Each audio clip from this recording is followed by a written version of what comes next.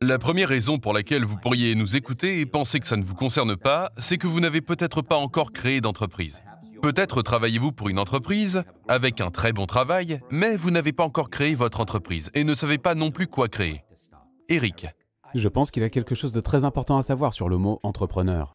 En fait, quelqu'un qui est propriétaire d'entreprise peut être plus son propre employé qu'un véritable propriétaire d'entreprise. Quelqu'un qui est employé peut avoir un côté bien plus entrepreneurial par son style en tant qu'employé.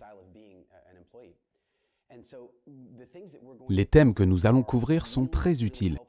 Quel que soit votre projet, que vous travaillez pour quelqu'un, que vous lanciez votre propre entreprise ou y ait juste un passe-temps très sérieux, les caractéristiques dont nous allons parler traitent de la façon d'être plus efficace et de faire avancer les choses. Je vais vous dire quelque chose d'important sur le fait d'être un employé. Un employé vraiment bon, c'est que son travail consiste à faire son travail si bien qu'éventuellement, il n'aura plus à le faire. Et ça, c'est une idée entrepreneuriale. La meilleure façon d'être promu est de ne plus avoir besoin de faire votre travail car il est si bien fait par les gens qui travaillent pour vous. Les principes que nous allons enseigner ici vont tout d'abord aider les personnes en situation d'employé à devenir encore plus entreprenantes et à se permettre de gagner plus de promotions et d'augmentations et ainsi de suite, c'est certain. Mais cela va aussi poser les fondations pour le jour où ils seront prêts à créer leur propre entreprise s'ils le souhaitent. Passons à la deuxième raison pour laquelle les gens pourraient décider que ce contenu ne s'applique pas à eux. On dirait que cela va prendre trop de temps. Oui, c'est une excellente objection. S'ils pensent que c'est trop de temps pour eux, alors je leur suggère de ne pas créer d'entreprise.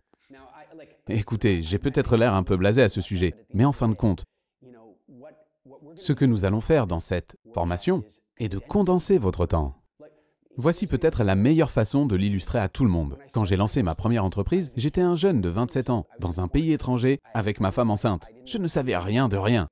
Tout était une expérience. Il m'a fallu 6 ans pour atteindre la liberté entrepreneuriale. Après avoir vendu cette entreprise, j'ai voyagé dans le monde entier pour faire plein de choses. J'ai fait de mauvais investissements et un jour, j'ai donc voulu créer une nouvelle entreprise. Et je l'ai fait sans un tas de capitaux, dans un secteur très similaire, dans un pays différent. Cette fois, il ne m'a fallu que 18 mois pour ne plus avoir à travailler.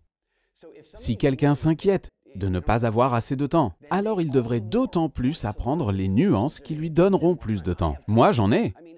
Quand je pense à ce que j'ai pu faire dans ma vie grâce à l'entrepreneuriat, j'ai voyagé dans plus de 55 pays. J'ai escaladé le Kilimandjaro 7 fois, me suis mis à la photo animalière, transformé plusieurs de mes passe-temps en entreprise. Ce n'est pas que j'ai plus de temps que les autres, c'est qu'en maîtrisant l'entrepreneuriat et en faisant travailler les entreprises pour moi, ça me donne plus de temps. La prochaine excuse que quelqu'un pourrait avoir est « Laissez-moi d'abord créer une entreprise. Ensuite, ce savoir sera important. » J'ai entendu ça tellement de fois. J'ai parlé de business dans le monde entier. Ma toute première tournée de conférence était accidentelle. J'ai participé à un événement en Angleterre, à Londres.